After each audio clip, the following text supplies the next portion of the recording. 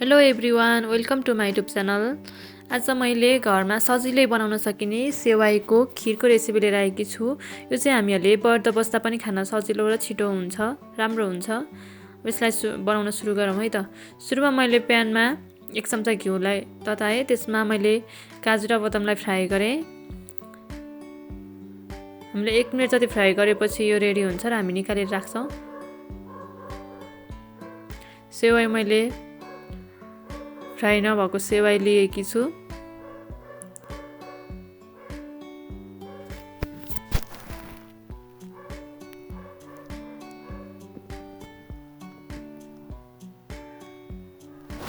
यतिको भएपछि हामीले निकाल्यौँ। त्यसैगरी अब यही प्यानमा फेरि थोरै घिउ थपेर सेवाईलाई फ्राई गर्छौँ।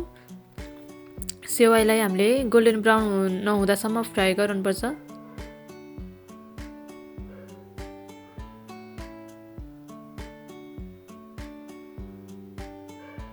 हामीले यसलाई चलाउँदै फ्राई गर्नुपर्छ। 2 मिनट जतिमै हाम्रो यो फ्राई भइसक्छ।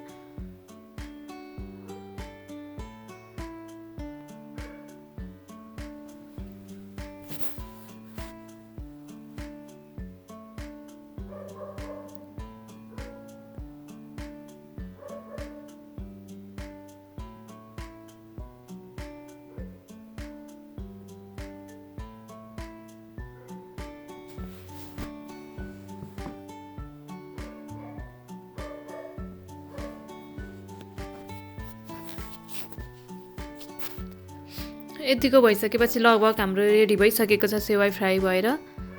उता हामीले दुध उमालिराखेका छौँ, त्यही उमालेको दुध राख्छौँ। अब यसमा हामी 1 कप सेवाईमा 200 ग्राम जति सेवाईमा आधी लिटर दुध राख्छौँ।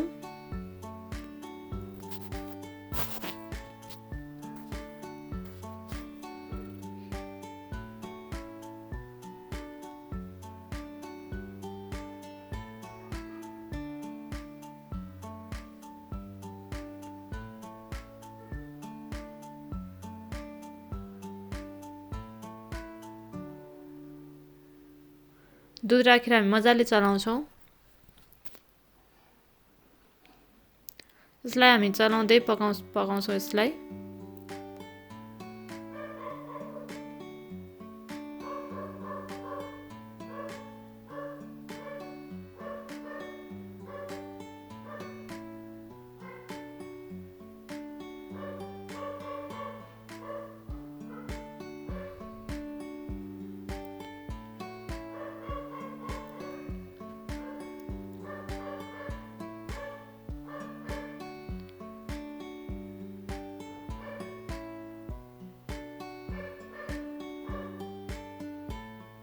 अब हामी यसमा अघि हामीले फ्राई गरेर राखेको काजु बदामलाई राख्छौँ।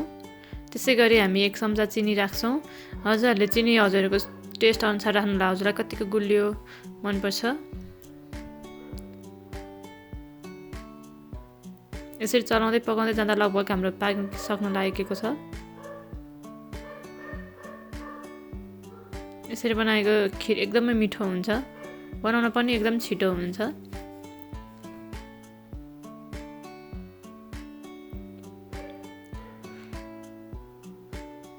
हजुरहरूले पनि घरमा एकचोटि पक्कै पनि यसरी बनाएर खानुहोला। यसरी बनाएको सेवाई मिठो हुन्छ।